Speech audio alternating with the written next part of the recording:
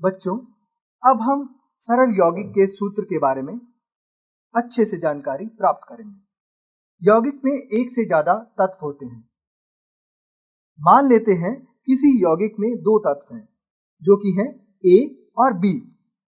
A की संयोजकता X है और B की संयोजकता Y है। इनकी संयोजकताओं को क्रॉस करके सूत्र बनेगा। हम A की संयोजकता यानी कि X A के नीचे लिखेंगे, B की संयोजकता उसके नीचे यानी कि Y उसके नीचे लिखेंगे। अब हम क्रॉस करते हैं तो हम पाते हैं कि सूत्र बनता है AYBX।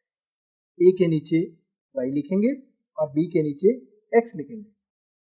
इसको उदाहरण के सहित समझते हैं। यहाँ पर हमारे पास उदाहरण है मैग्नीशियम क्लोराइड का। मैग्नीशियम को जैसा कि हमने पहले देखा था Mg2+ के साथ दर्शाया जाता है मैग्नीशियम आयन को, और क्लोराइड आयन को दर्शाया जाता है Cl के ऊपर घटा के निशान से। इन्हें इस प्रकार से लिखेंगे। पहले लिखते हैं Mg, उसके साथ लिखते हैं Cl और Mg के ठीक नीचे लिखेंगे 2+ और क्लोराइड के ठीक नीचे लिखेंगे 1-।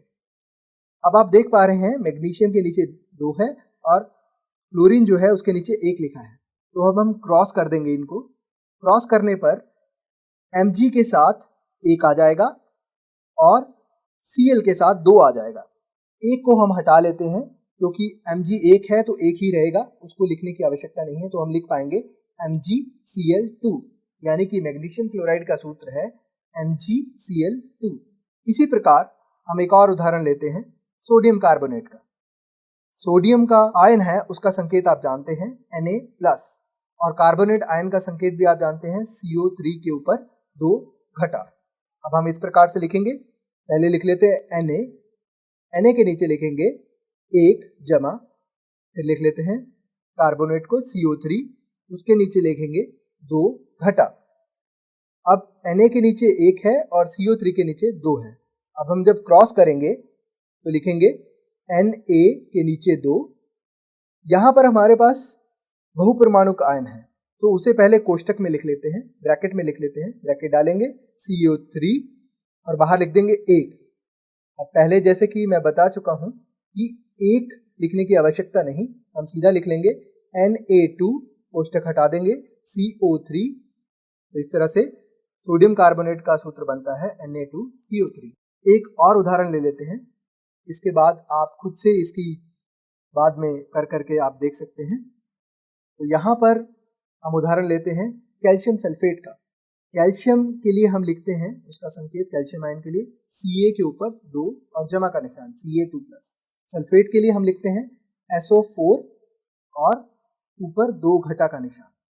मैं लिख लूंगा Ca के नीचे लिखेंगे 2+ और दूसरा लिखते हैं SO4, उसके नीचे लिखेंगे 2 घटा। अब इसे क्रॉस कर देंगे, पर क्रॉस करने से पहले हम देख लें कि दोनों 2 और 2 ही हैं। तो दोनों के सरलतम अगर हम इसका अनुपात निकालें तो वो बनता है 1:1, यानी कि क्रॉस करने पे Ca के नीचे 1 आ जाएगा और SO4 को कोष्टक में लिखने के बाद 1 आ जाएगा। तो 1 तो लिखने की आवश्यकता नहीं, तो हम सीधा ही लिख सकते हैं CaSO4। तो इस प्रकार से आप कोई भी रासायनिक सूत्र उसके आयनों को देखकर बना सकते हैं। इसके पश्चात आइए बच्चों समझते हैं आणविक द्रव्यमान के बारे में। किसी पदार्थ का आणविक द्रव्यमान उसमें मौजूद परमाणुओं के द्रव्यमान के योग के बराबर होता है। इसको इकाई यूनिट U के द्वारा दर्शाया जाता है। उदाहरण के लिए जल का सूत्र है H2O। तो अब हम H2O के सापेक्ष आणविक द्रव्यमान का परिकलन करेंगे। इसमें हाइड्रोजन के परमाणु का द्रव्यमान होता है, हम जानते हैं 1 इकाई यानी कि 1 U, और ऑक्सीजन के परमाणु का द्रव्यमान होता है 16 U। क्योंकि पानी जिसमें 2 परमाणु हाइड्रोजन और 1 परमाणु ऑक्सीजन होते हैं का आणविक द्रव्यमान बनेगा 2 गुणा में 1 जमा 1 गुणा में 16, हल करके आएगा 18 U। तो यहाँ पर जल का सापेक्ष आणविक द्रव्यमान हुआ 18 यूनिट, 18 इकाई, जिसे लिखा जाता है 18 U द्वारा।